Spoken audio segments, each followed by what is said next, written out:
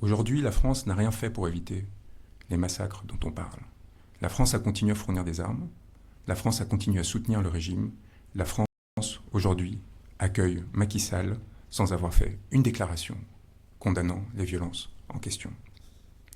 M. Belebad a suivi au quotidien les organisations les réunions qui organisaient ces violences au sein du cabinet du ministre de l'Intérieur et les a rapportées à son ministère de tutelle, le ministère de l'Intérieur français et aux autorités françaises.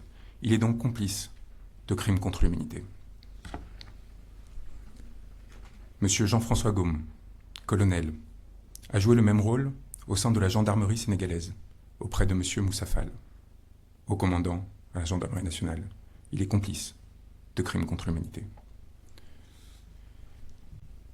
Au sein de la présidence de la République, M. Macky Sall a mis en place un système qui s'appuyait d'un côté sur l'utilisation de forces de l'ordre légales, dont nous parlerons, et d'un autre côté sur l'organisation de ce que l'on appelle des nervis, c'est-à-dire des forces miliciennes, paramilitaires, financées par le gouvernement et par ses fonds spéciaux pour maintenir l'ordre, selon ces termes, pour commettre des crimes contre l'humanité.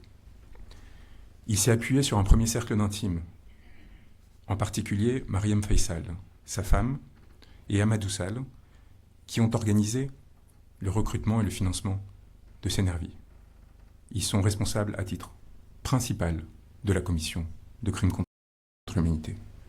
Au sein de cette présidence, Meïssa Sélène Ndiaye, aide de camp, a participé à l'organisation de ces faits, aux côtés notamment d'un certain nombre d'individus, dont Abdoulaye Sall, dit Ley Kara, le chauffeur du président, qui faisait le lien avec les organisations de nervis. Autour de la présidence, des éléments extérieurs sur lesquels nous reviendrons, dont un certain Farban Ngom, griot, ont joué un rôle extérieur qui consistait à créer des fiefs, à eux-mêmes constituer des groupes paramilitaires, à les armer, de façon à s'assurer que des crimes contre l'humanité soient commis. Afin d'armer ces nervis, la présidence de la République, elle-même, directement, en tant qu'institution, a mis en place des commandes d'armes particulièrement massives dont nous avons retracé dans le moindre détail le cheminement. Ces commandes d'armes ont été organisées avec l'aide d'un intime de Macky Sall qui s'appelle Gabriel Peretz. Gabriel Peretz, à la tête d'une société qui est bien connue, a fait livrer 104 tonnes d'armes à la présidence de la République au deuxième semestre 2022. Ces armes sont en partie encore stockées à l'ancien aéroport Léopold Sédar Senghor et font l'objet de distributions régulières et notamment de placement dans des caches dans certains espaces du territoire sénégalais de façon à pouvoir être mobilisées en cas de crise politique. Ces 104 tonnes d'armes constituent principalement des munitions pour des armes lourdes et des armes légères, ainsi que des armes légères qui ont été livrées et qui sont à disposition de la présidence en dehors de tout contrôle démocratique, comme s'il y avait la possibilité de s'approprier ces faits-là. Le financement de ce contrat nous semble être lié à toute une série de fonds spéciaux qui échappent au contrôle politique sénégalais et des représentants de la nation sénégalaise. Ils sont permis aussi par des avances qui sont faites par Gabriel Peretz, des lignes de crédit qui ont été octroyées jusqu'en 2024 à hauteur de 300 millions de dollars.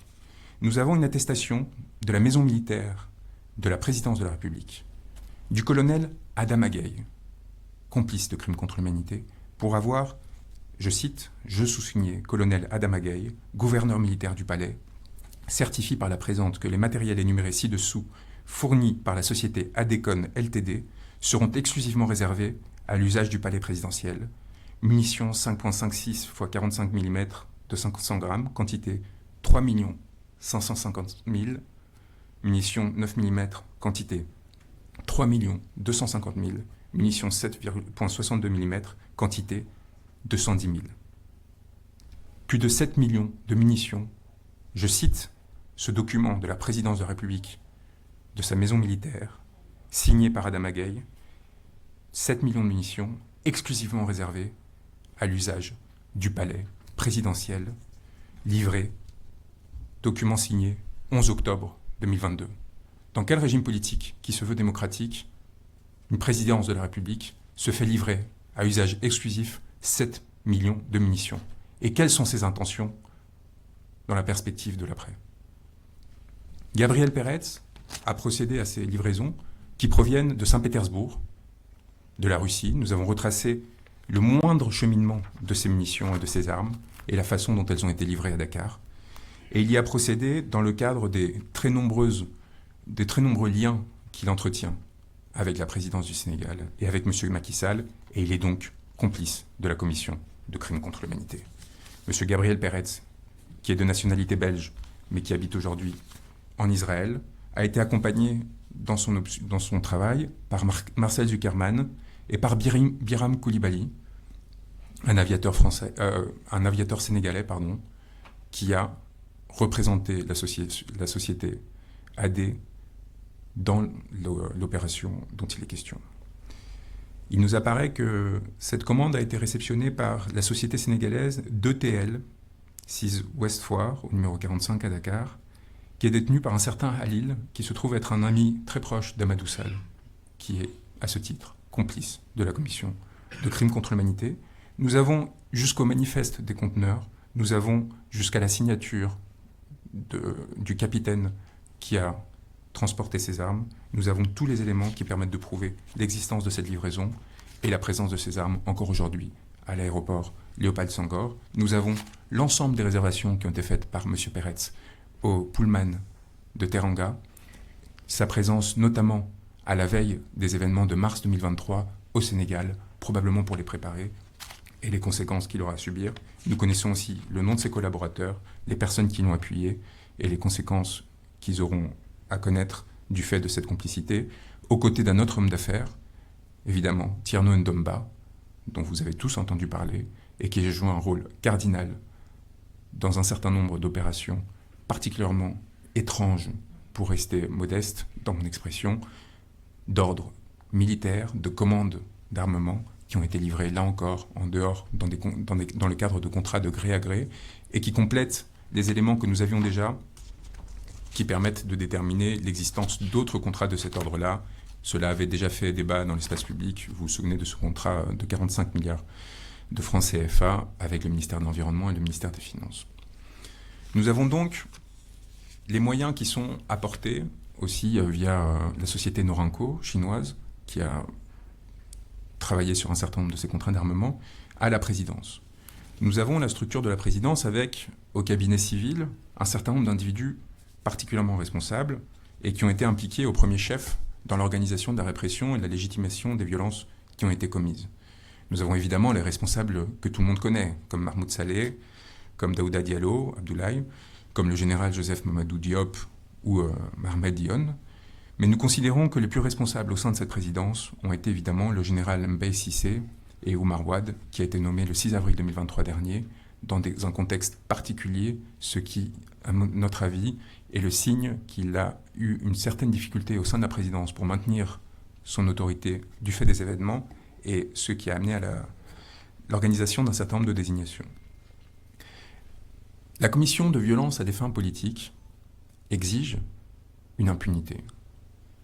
Elle exige aussi d'effacer les preuves de ces crimes. Elle exige enfin un discours qui permette de les justifier. Le ministre de l'Intérieur vous en a fait la démonstration à plusieurs moments. Nous avons découvert que cette organisation discursive, cette tentative de légitimation des faits que nous sommes en train de vous présenter, au sein de la présidence, a été mise en œuvre notamment par Yorodia, qui est le coordinateur de la communication présidentielle, mais aussi par Eladji Malik Gueye et Wandifa Dramé. Au niveau de la communication, ceux-ci ont travaillé de façon coordonnée avec le porte-parole du gouvernement et avec d'autres instances pour s'assurer qu'il y avait une légitimation des actes qui étaient commis.